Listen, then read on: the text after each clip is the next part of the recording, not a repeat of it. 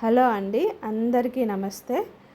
ఈ వీడియో వచ్చేసరికి ఇండియన్ పాలిటీకి సంబంధించి ఇంపార్టెంట్ ఆర్టికల్స్. గ్రూప్ 2 ఎగ్జామ్ ఒక 2 monthsలో ఉంది కాబట్టి దానికోసం వచ్చేసరికి ఇంపార్టెంట్ ఆర్టికల్స్ అన్నీ వీడియో చేయటం జరుగుతుంది. ఈ వీడియో చూస్తున్న వాళ్ళందరూ స్కిప్ చేయకుండా చివరి వరకు చూడండి. కొత్త వాళ్ళు ఎవరన్నా చూస్తూ ఉంటే సబ్స్క్రైబ్ చేయండి, మీ ఫ్రెండ్స్కి షేర్ చేయండి. మనం ఆలస్యం లేకుండా వీడియోలోకి వెళ్ళిపోదాము. ఫస్ట్ వచ్చేసరికి ఆర్టికల్ 1 యూనియన్ పేరు మరియు ప్రాంతం గురించి తెలియజేస్తుంది. ఆర్టికల్ 2 వచ్చేసరికి కొత్త రాష్ట్రం ప్రవేశం మరియు దాని స్థాపన గురించి తెలియజేస్తుంది. అంటే ఇప్పుడు లాస్ట్గా మనకి కొత్త రాష్ట్రంగా ఏర్పడింది తెలంగాణ, 29వ రాష్ట్రంగా ఏర్పడింది. దాని ప్రవేశం స్థాపన గురించి తెలియజేస్తుంది ఆర్టికల్ 2. ఆర్టికల్ 3 వచ్చేసరికి కొత్త రాష్ట్రాలు ఏర్పాటు మరియు ప్రాంతాలు, సరిహద్దులు మరియు ఇప్పటికే ఉన్న రాష్ట్రాల పేర్ల మార్పు గురించి తెలియజేస్తుంది. ఆర్టికల్ 5 వచ్చేసరికి రాజ్యాంగం ప్రారంభంలో పౌరసత్వం గురించి తెలియజేస్తుంది. ఆర్టికల్ 6 వచ్చేసరికి పాకిస్తాన్ నుండి భారతదేశానికి వలస వచ్చిన నిర్దిష్ట వ్యక్తి యొక్క పౌరసత్వ హక్కుల గురించి తెలియజేస్తుంది. ఆర్టికల్ 10 వచ్చేసరికి పౌరసత్వం యొక్క హక్కులు కొనసాగింపు గురించి తెలియజేస్తుంది. ఆర్టికల్ 11 వచ్చేసరికి చట్టం ద్వారా పౌరసత్వ హక్కును నియంత్రించటానికి పార్లమెంటు చేసే పని విధానం గురించి తెలియజేస్తుంది. నెక్స్ట్ వచ్చేసరికి ఆర్టికల్ 12 వచ్చేసరికి రాజ్యం యొక్క నిర్వచనం గురించి తెలియజేస్తుంది. ఆర్టికల్ 13 వచ్చేసరికి ప్రాథమిక హక్కులకు న్యాయ సమీక్ష గురించి తెలియజేస్తుంది. ప్రారంభంలో భారత రాజ్యాంగం 7 ప్రాథమిక హక్కులను అందించింది. ఇప్పుడు కేవలం 6 మాత్రమే ఉన్నాయి. అవి 44వ రాజ్యాంగ సవరణ జరిగింది. ఆ సవరణ ఎప్పుడు జరిగిందంటే 1978 ద్వారా ప్రాథమిక హక్కుల జాబితా నుంచి ఫస్ట్ టైం ఆస్తి హక్కును తీసివేశారు. అదొక్కటి గుర్తుపెట్టుకోండి. ఆర్టికల్స్ 14 నుంచి 18 వరకు ఈ ఆర్టికల్స్ అన్ని సమానత్వపు ఆర్టికల్స్ అన్నమాట. అవేంటో చూద్దాం. ఆర్టికల్ 14 వచ్చేసరికి చట్టం ముందు అందరూ సమానమే.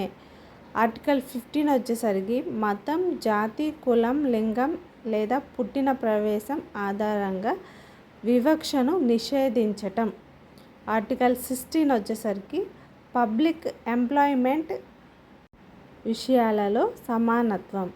ఆర్టికల్ 17 వచ్చేసరికి అంటరానితన నిర్మూలన. ఆర్టికల్ 18 వచ్చేసరికి బిరుదులు రద్దు.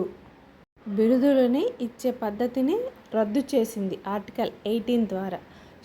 ఈ 14 నుంచి 18 వరకు ఉండే ఆర్టికల్స్ అన్ని సమానత్వపు హక్కుకు సంబంధించినవి. నెక్స్ట్ ఆర్టికల్ 19 నుంచి 22 వరకు ఉన్న ఆర్టికల్స్ అన్ని స్వాతంత్రపు హక్కుకు సంబంధించింది. అవేంటో చూద్దాము.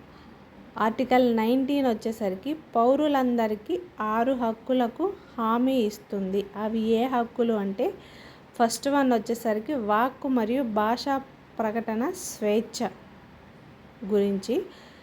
సెకండ్ వన్ వచ్చేసరికి శాంతియుతంగా మరియు ఆయుధాలు లేకుండా సమావేశమయ్యే స్వేచ్ఛ. థర్డ్ వన్ వచ్చేసరికి సంఘాలను ఏర్పాటు చేసుకునే స్వేచ్ఛ.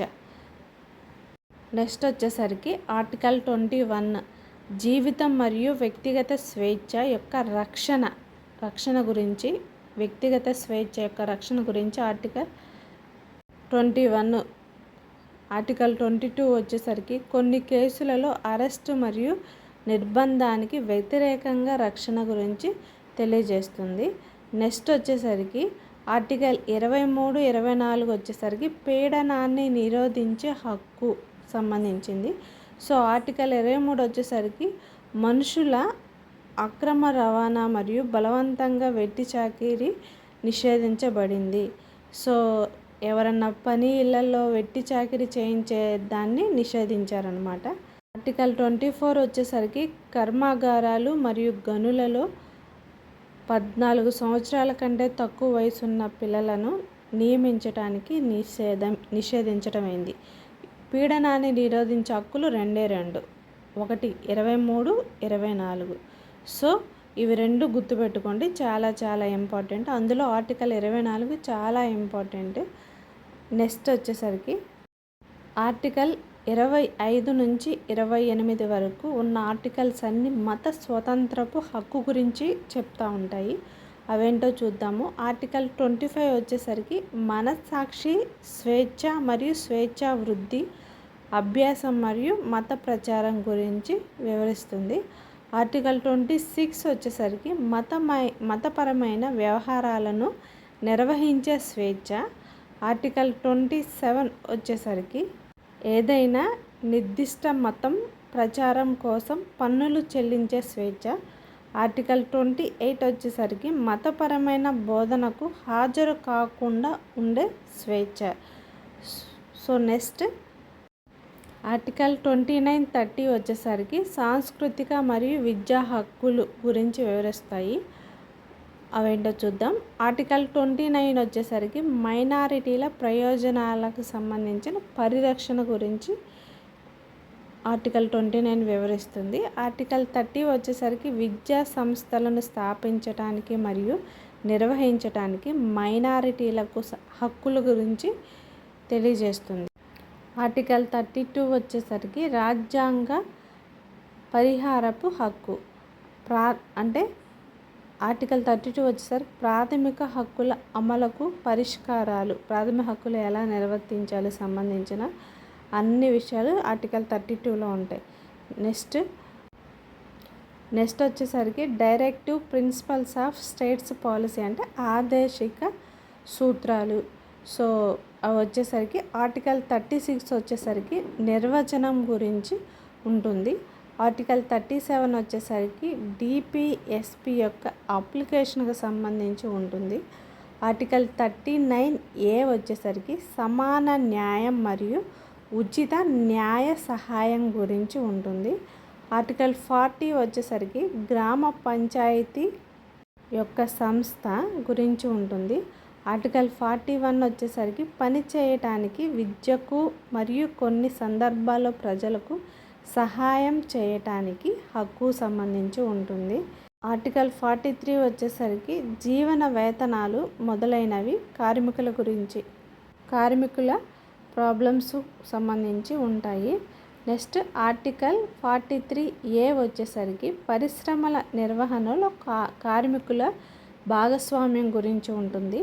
ఆర్టికల్ 44 వచ్చేసరికి యూనిఫామ్ సివిల్ కోడ్ గోవాలో మాత్రమే వర్తిస్తుందంట ఇది. ఆర్టికల్ 45 వచ్చేసరికి పిల్లలకు ఉచిత మరియు నిర్బంధ విద్యను అందించటం వస్తుంది. ఆర్టికల్ 46 షెడ్యూల్ కులాలు, షెడ్యూల్ తెగలు మరియు ఓబీసీల విద్య మరియు ఆర్థిక ప్రయోజనాలకు ప్రోత్సహించడం గురించి ఉంటుంది. ఆర్టికల్ 46 ఇది ఇంపార్టెంట్, గుర్తుంచుకోండి. ఆర్టికల్ 47 వచ్చేసరికి పోషకాహార స్థాయిని మరియు జీవన ప్రమాణాలను పెంచటం మరియు ప్రజారోగ్యాన్ని మెరుగుపరచటం రాష్ట్రం యొక్క విధి గురించి ఉంటుంది. ఆర్టికల్ 48 వచ్చేసరికి వ్యవసాయం మరియు పశు పోషణకు సంబంధించిన సంస్థల గురించి ఉంటుంది. ఆర్టికల్ 49 వచ్చేసరికి స్మారక చిహ్నాలు మరియు ప్రదేశాలు మరియు సహజ ప్రాముఖ్యత కలిగిన వస్తువుల రక్షణ గురించి ఉంటుంది. ఆర్టికల్ 50 వచ్చేసరికి కార్యనిర్వాహక వ్యవస్థ నుండి న్యాయ వ్యవస్థను వేరుపరచడం సంబంధించి ఉంటుంది. ఆర్టికల్ 51 అంతర్జాతీయ శాంతి మరియు భద్రతను ప్రోత్సహించడానికి సంబంధించి ఉంటుంది. ఫండమెంటల్స్ ఆఫ్ డ్యూటీస్, ప్రాథమిక విధులు. మనకు ప్రస్తుతం 11 ప్రాథమిక విధులు ఉన్నాయి. 42వ రాజ్య సవరణ చట్టం ద్వారా 1976 సంవత్సరంలో 10 ప్రాథమిక విధులను రాజ్యాంగంలో చేర్చారు. 86వ సవరణ చట్టం ద్వారా 2002లో జాబితాలో మరొకటి చేర్చబడింది. ఈ రెండు వెరీ వెరీ ఇంపార్టెంట్. 1976, 2002 సంవత్సరంలో ఈ రాజ్యాంగ సవరణ చట్టం చేశారు. సో ఇది ఇయర్స్ విధంగా అడగవచ్చు. సో ప్రాథమిక విధులకు సంబంధించి అడగవచ్చు. సో ఈ సవరణ చట్టాలు చాలా చాలా ఇంపార్టెంట్. సో అవి కేర్ఫుల్గా చూసుకోండి. కేంద్రానికి సంబంధించిన ఆర్టికల్స్ అన్నమాట, కేంద్ర ప్రభుత్వానికి సంబంధించి. సో అవేంటో చూద్దాము. ఆర్టికల్ 52 వచ్చేసరికి భారత రాష్ట్రపతిని నియమించటం. ఆర్టికల్ 53 వచ్చేసరికి యూనియన్ యొక్క కార్యనిర్వాహక అధికారం. ఆర్టికల్ 54 వచ్చేసరికి రాష్ట్రపతి ఎన్నిక, ఆయన ఎన్నుకోవడానికి ఎలా ఎన్నికలు జరుగుతాయి గురించి. ఆర్టికల్ 61 వచ్చేసరికి రాష్ట్రపతి అభిశంసన ప్రక్రియ. ఆర్టికల్ 63 వచ్చేసరికి భారత ఉపరాష్ట్రపతిని ఎలా నియమిస్తారు అని. ఆర్టికల్ 64 వచ్చేసరికి ఉపాధ్యక్షుడు కౌన్సిల్ ఆఫ్ స్టేట్స్కి ఎక్స్ అఫిషియో చైర్మన్గా ఉండాలి అనే దాని గురించి వివరిస్తుంది. ఆర్టికల్ 66 వచ్చేసరికి ఉపరాష్ట్రపతి ఎన్నిక. ఆర్టికల్ 72 వచ్చేసరికి రాష్ట్రపతి క్షమాపణ అధికారాలు. ఆర్టికల్ 74 వచ్చేసరికి రాష్ట్రపతికి సహాయం చేయటానికి మరియు సలహా ఇవ్వటానికి మంత్రుల మండలి. సో ఈ ఆర్టికల్ 74 ద్వారా రాష్ట్రపతికి సహాయం చేయొచ్చు, సలహాలు ఇవ్వచ్చు, కానీ దానికి ఒక మంత్రి మండలి ఉంటుంది. సో ఈ ఆర్టికల్ ఇంపార్టెంట్. నెక్స్ట్ ఆర్టికల్ 76 దేశానికి అటార్నీ జనరల్. ఆర్టికల్ 79 వచ్చేసరికి పార్లమెంట్ రాజ్యాంగం. ఆర్టికల్ 80 వచ్చేసరికి రాజ్యసభ కూర్పు. ఆర్టికల్ 81 వచ్చేసరికి లోక్సభ కూర్పు. ఆర్టికల్ 83 వచ్చేసరికి పార్లమెంటు సభల వ్యవధి. ఆర్టికల్ 93 వచ్చేసరికి ప్రజల సభకు స్పీకర్లు మరియు డిప్యూటీ స్పీకర్లు. ఆర్టికల్ 105 వచ్చేసరికి పార్లమెంటు సభ యొక్క అధికారాలు అన్నమాట. ఆర్టికల్ 109 వచ్చేసరికి డబ్బు బిల్లులకు సంబంధించి ప్రత్యేక విధానం. ఆర్టికల్ 110 వచ్చేసరికి మనీ బిల్లులు నిర్వచనం. ఆర్టికల్ 112 వచ్చేసరికి వార్షిక ఆర్థిక బడ్జెట్. ఆర్టికల్ 114 వచ్చేసరికి కేటాయింపు బిల్లులు. ఆర్టికల్ 123 వచ్చేసరికి పార్లమెంటు విరామ సమయంలో ఆర్డినెన్స్లను ప్రకటించటానికి రాష్ట్రపతికి ఉన్న అధికారాలు. ఈ 123 వచ్చేసరికి వెరీ వెరీ ఇంపార్టెంట్ అండి. ఆర్టికల్ 124 వచ్చేసరికి సుప్రీంకోర్టు స్థాపన. ఆర్టికల్ 125 వచ్చేసరికి న్యాయమూర్తుల జీతాలు. ఆర్టికల్ 126 వచ్చేసరికి తాత్కాలిక ప్రధాన న్యాయమూర్తి నియామకం. ఆర్టికల్ 127 వచ్చేసరికి తాత్కాలిక న్యాయమూర్తుల నియామకం. ఆర్టికల్ 128 వచ్చేసరికి సుప్రీంకోర్టులో రిటైర్డ్ జడ్జి హాజరు. ఆర్టికల్ 129 వచ్చేసరికి సుప్రీంకోర్టు ఆఫ్ రికార్డ్. ఆర్టికల్ 130 వచ్చేసరికి సుప్రీంకోర్టులో కేటాయించిన సీట్లకు సంబంధించి. ఆర్టికల్ 136 వచ్చేసరికి సుప్రీంకోర్టుకు అప్పీల్ చేయడానికి ప్రత్యేక సెలవుల గురించి ఉంటుంది. ఆర్టికల్ 137 వచ్చేసరికి సుప్రీంకోర్టు తీర్పు లేదా ఆదేశాల సమీక్షకు సంబంధించి ఉంటుంది. ఆర్టికల్ 141 వచ్చేసరికి భారత సర్వోన్నత న్యాయస్థానం యొక్క నిర్ణయం అన్ని కోర్టులకు కట్టుబడి ఉంటుంది. ఆర్టికల్ 148 వచ్చేసరికి కంప్ట్రోలర్ మరియు ఆడిటర్ జనరల్కి సంబంధించి ఉంటుంది. ఇప్పటివరకు చెప్పిన ఆర్టికల్స్ అన్ని కేంద్ర ప్రభుత్వానికి సంబంధించి అధికారాలు, పార్లమెంటు, రాష్ట్రపతి, ఉపరాష్ట్రపతి, సుప్రీంకోర్టు, వీటికి సంబంధించిన ఇంపార్టెంట్ ఆర్టికల్స్ అవన్నీ. సో నెక్స్ట్ వచ్చేసరికి రాష్ట్రాలకు సంబంధించిన ఆర్టికల్స్. సో అవేంటో చూద్దాం. ఆర్టికల్ 153 వచ్చేసరికి రాష్ట్ర గవర్నరు. ఆర్టికల్ 154 వచ్చేసరికి గవర్నర్ యొక్క కార్యనిర్వాహక అధికారాలు. ఆర్టికల్ 161 వచ్చేసరికి గవర్నర్ యొక్క క్షమాపణ అధికారాలు. ఆర్టికల్ 165 వచ్చేసరికి అడ్వకేట్ జనరల్ ఆఫ్ స్టేట్కి సంబంధించి. ఆర్టికల్ 213 వచ్చేసరికి ఆర్డినెన్స్లను ప్రకటించడానికి గవర్నర్కి అధికారం, వాటి గురించి ఉంటుంది. ఆర్టికల్ 214 వచ్చేసరికి రాష్ట్రాలకు హైకోర్టులు సంబంధించి ఉంటుంది. ఆర్టికల్ 215 వచ్చేసరికి హైకోర్టులు రికార్డు కోర్టుగా ఉండాలి. సో నెక్స్ట్ వచ్చేసరికి ఆర్టికల్ 226 వచ్చేసరికి కొన్ని రీడ్లను జారీ చేయడానికి హైకోర్టుకి ఇచ్చే అధికారంకి సంబంధించి ఉంటుంది. ఆర్టికల్ 233 వచ్చేసరికి జిల్లా న్యాయమూర్తుల నియామకం గురించి ఉంటుంది. ఆర్టికల్ 235 వచ్చేసరికి సబార్డినేట్ కోర్టులపై నియంత్రణకి సంబంధించి ఉంటుంది. నెక్స్ట్ కేంద్ర పాలిత ప్రాంతాలకు సంబంధించి ఆర్టికల్ 239 నుంచి 242 వరకు ఉంటుంది. తర్వాత పంచాయతీలకు సంబంధించి ఆర్టికల్స్ 243 నుంచి 243O వరకు ఉంటుంది. ఇందులో ఇంపార్టెంట్ ఏంటంటే 243A వచ్చేసరికి గ్రామ సభలకు సంబంధించిన ఆర్టికల్ 243B వచ్చేసరికి పంచాయతీలకు సంబంధించిన పంచాయతీల రాజ్యాంగం గురించి సంబంధించి ఆర్టికల్స్. సో అవేంటంటే గ్రామ సభ, పంచాయతీలు, ఈ రెండు గుర్తుపెట్టుకోండి. నెక్స్ట్ వచ్చేసరికి వీళ్ళకి సంబంధించి వచ్చేసరికి ఆర్టికల్ 243P నుంచి 243HG వరకు ఉంటుంది. తర్వాత వచ్చేసరికి షెడ్యూల్ మరియు ట్రైబల్స్ ప్రాంతాల ఆర్టికల్ వచ్చేసరికి 244, అది గుర్తుపెట్టుకోండి, అదొకటి. నెక్స్ట్ వచ్చేసరికి సెంటర్ మరియు స్టేట్ రిలేషన్కి సంబంధించి ఆర్టికల్ 245 నుంచి 263 వరకు ఉంటుంది.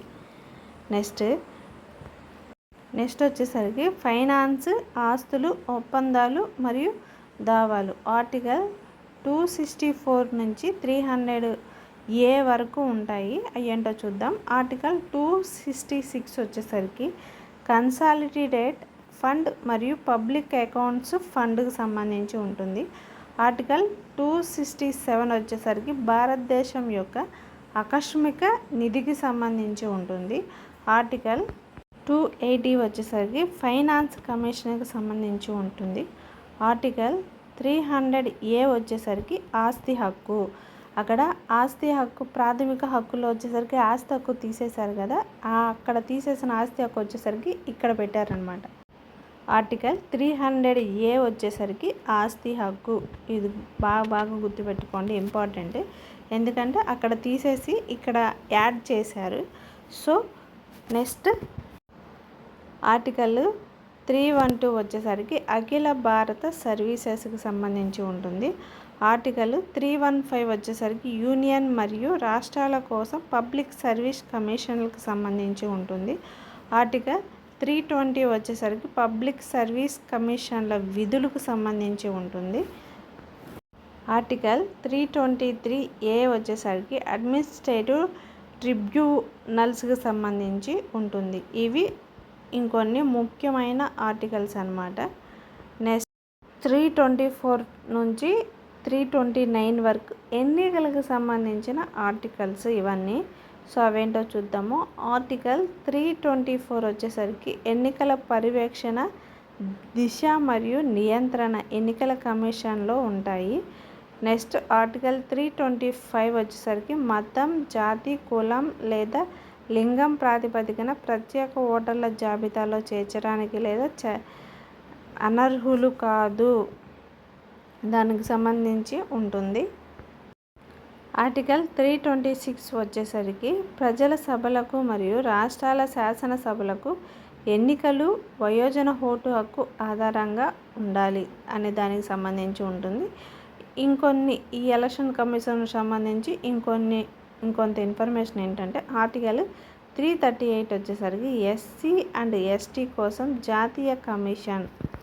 ఆర్టికల్ 340 వచ్చేసరికి వెనుకబడిన తరగతుల పరిస్థితులను పరిశోధించడానికి కమిషన్ నియామకం సంబంధించి ఉంటుంది. ఇవన్నీ చాలా ఇంపార్టెంట్ ఆర్టికల్స్ అండి, ఏది మిస్ అవ్వకుండా వినండి. నెక్స్ట్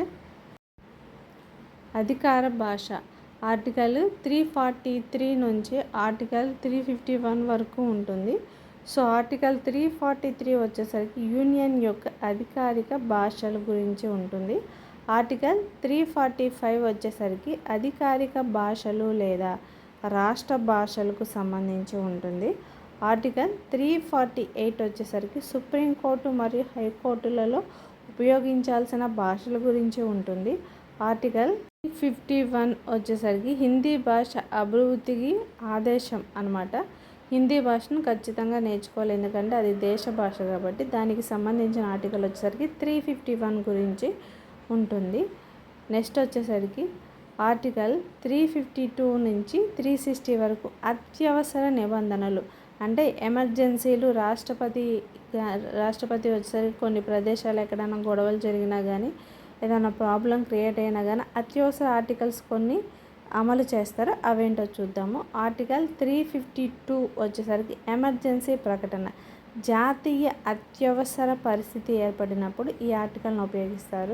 ఆర్టికల్ 356 వచ్చేసరికి రాష్ట్ర అత్యవసర పరిస్థితి, రాష్ట్రపతి పాలన విధిస్తారనమాట. ఆర్టికల్ 356 వచ్చేసరికి రాష్ట్రపతి పాలన ఎప్పుడు రాష్ట్రాల్లో అత్యవసర పరిస్థితి ఏర్పడినప్పుడు ఇస్తారు. ఆర్టికల్ 360 వచ్చేసరికి ఆర్థికంగా సంబంధించి అత్యవసర పరిస్థితి ఏర్పడినప్పుడు ఇస్తారు. నెక్స్ట్ రాజ్యాంగ సవరణ. ఆర్టికల్ 338 అంటే రాజ్యాంగాన్ని సవరించడానికి పార్లమెంటు అధికారాలు సంబంధించి ఉంటుంది. ఈ అధికారాల్లో ఇంకొన్ని ఇంపార్టెంట్ ఏంటంటే కొన్ని యాడ్ చేస్తారు కదా, అవన్నమాట. ఆర్టికల్ 370 వచ్చేసరికి జమ్మూ కాశ్మీర్ యొక్క పూర్వ రాష్ట్రానికి తాత్కాలిక నిబంధనలకు సంబంధించి ఉంటుంది. ఇది ఎప్పుడు అమలు చేశారంటే ఆగస్టు 5 అండ్ 6వ తారీఖుల్లో 2019 తీసివేయబడింది అనమాట. రాష్ట్రానికి తాత్కాలిక నిబంధనలు కొన్ని ఉంటాయి కదా, అవి తీసివేశారనమాట. సో ఆర్టికల్ 393 వచ్చేసరికి చిన్న శీర్షిక ఈ రాజ్యాంగాన్ని భారత రాజ్యాంగం అని పిలుస్తారు అని ఆర్టికల్ అనమాట. అది థ్యాంక్స్ అండి. ఈ వీడియోని చివరి వరకు చూసినందుకు థ్యాంక్ యూ సో మచ్ అండి. గ్రూప్ 2 ప్రిపేర్ అయ్యే వాళ్ళందరికీ ఈ వీడియోని షేర్ చేయండి. Please support me. Thank you very so much.